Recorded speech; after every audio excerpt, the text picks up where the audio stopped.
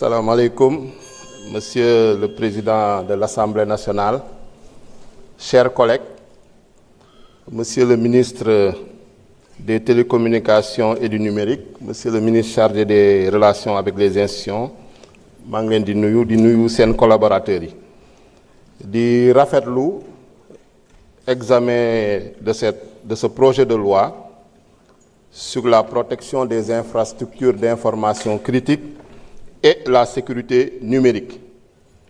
Je pense que daf nañ ci liggéey bu am solo aussi bien en commission tey ñu ñëw séance plénière vraiment ñuy rafetlu débat bi, notamment la sérénité du débat et le fait que les collègues en tout cas ont abordé les différents enjeux relatifs à la sécurité numérique.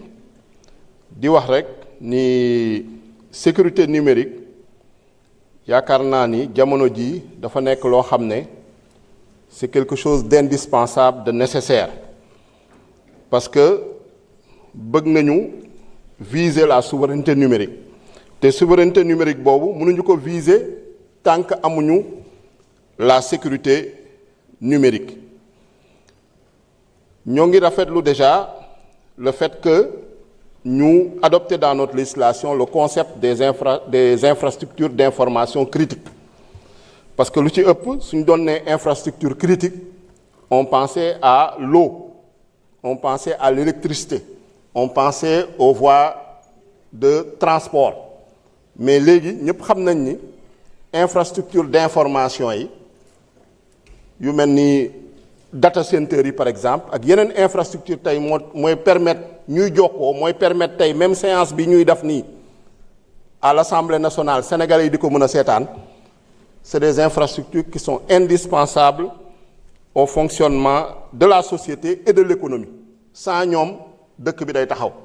Donc il faut que ñu aar leen parce que gis nañ ni menaces yi notamment en matière de cybercriminalité, et di rafetlu ci loi bi également la création de cette autorité nationale de cybersécurité qui vient en tout cas enrichir notre cadre institutionnel. Et di ñaan rek ñu jox ko doter ko de moyens financiers, de moyens humains suffisants pour mu mën a atteindre sa mission. Leneen lu ñuy wax mooy la question de l'accès, parce que on parle de cybersécurité, on parle d'infrastructures d'information critique, mais waruñoo fàtte ni ba léegi dans certaines zones de notre pays elles sont caractérisées par ce qu'on peut appeler la fracture numérique ou bien la pauvreté même numérique. Donc mun naa jël ñun ci exemple de la région de Sédhiou, que vous allez dans le Pakao, dans le Boudjé, dans le Balantacounda, dans le Sonkodou, dans le Kabada à la frontière avec la Gambie, mooy soo duggee Seenoo ba rek foofooy Kabada ak feneen dañu am ay problème accès au réseau. Donc ku am problème accès au réseau yow tey mënuñu laa waxu sécurité numérique, ñoom soo leen di wax sécurité numérique ay gént nga leen di wax. Donc ñuy ñaan ngeen gën ci redoubler d'efforts, parce que si proposition de révision constitutionnelle ba nga xam ne déposé woon nañ ko fi suñu groupe parlementaire amoon na benn concept, notamment le principe de l'inclusion numérique, mais bëgg nañ loolu mu nekk une réalité, mu bañ a nekk ay wax rek, mu bañ a nekk ay concept, donc mu nekk une réalité. Accès, loolu c'est l'accès physique, mais il y a également la question de l'accès financier. Ñuy gis ni connexion bi dafa cher te ay opérateurs ñoo ngi fi di def ay bénéfices de milliers de milliards de francs CFA. Donc ban jéego ngeen di def pour permettre l'accès à une connexion quand même à un coût raisonnable, à un coût abordable. C'est ça le principal enjeu à mon avis, parce que ñëpp a soxla connexion, mais connexion bi dafa cher te ku amul accès à une connexion bu doy de qualité sécurisée yow également da ngay maanaam dañ lay marginaliser, parce que tu seras marginalisé. doo bokk tey ci day mel ni dañu nekk dans une société à plusieurs vitesses ñoo xam ne ils ont accès à une connexion lu leen neex ñoo ngi koy def, ñoo ngi seetaan information ñoo ngi nekk ci intelligence artificielle et cetera am na ñeneen ñoo xam ne ils n'ont pas assez de moyens donc il faut ñu yombal connexion bi pour que sénégalais yi yëpp mën see jot. La question du contenu aussi war nañ ko aborder parce que souvent c'est vrai on a les infrastructures on a les plateformes mais contenu bi c'est un contenu principalement boo xam ne ce n'est pas un contenu local c'est un contenu étranger donc quand on parle de souveraineté il faut que également question contenu bi ñu góorgóorlu ci.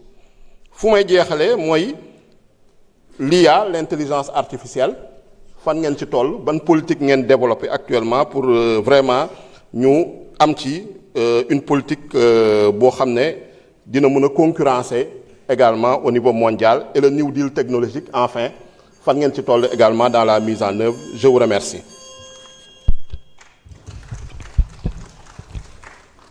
Chers collègues, c'était le dernier intervenant. La liste des orateurs 42 inscrits est épuisée.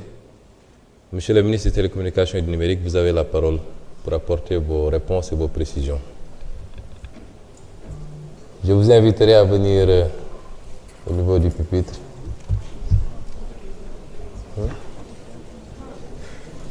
Et vous disposez de 30 minutes. Vous disposez de 30 minutes pour apporter vos réponses. Vous pouvez les épuiser comme vous pouvez terminer avant. Hein? Soyez à l'aise. Bon, je vais essayer.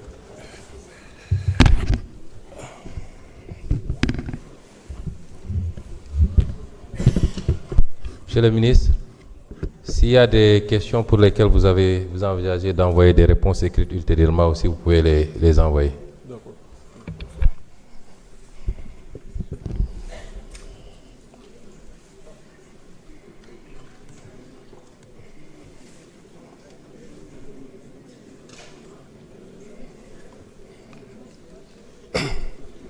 Salaamaaleykum wa rahmatullah. maa ngi nuyu ñëpp jiital ci président de l'Assemblée nationale ak honorable député yu nekk fii yëpp ak ministre de la communication et des relations avec les institutions et mes collaborateurs. Permettez-moi avant toute chose de vous adresser mes sincères remerciements pour la qualité des interventions qui viennent d'être formulées. La richesse des observations, la pertinence des interrogations et l'esprit de responsabilité qui ont marqué vos prises de parole témoignent de la vitalité de notre débat démocratique et de l'attention particulière que vous portez à un texte aussi structurant pour la sécurité de notre pays.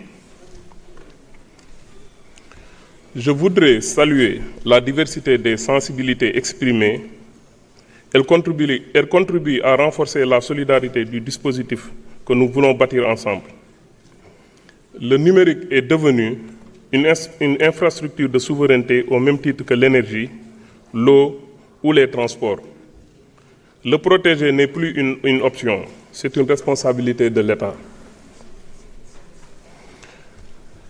Le projet de loi portant la protection des infrastructures d'information critiques et la sécurité numérique s'inscrit dans la sécurisation de nos plateformes numériques, qui touchent à des principes essentiels.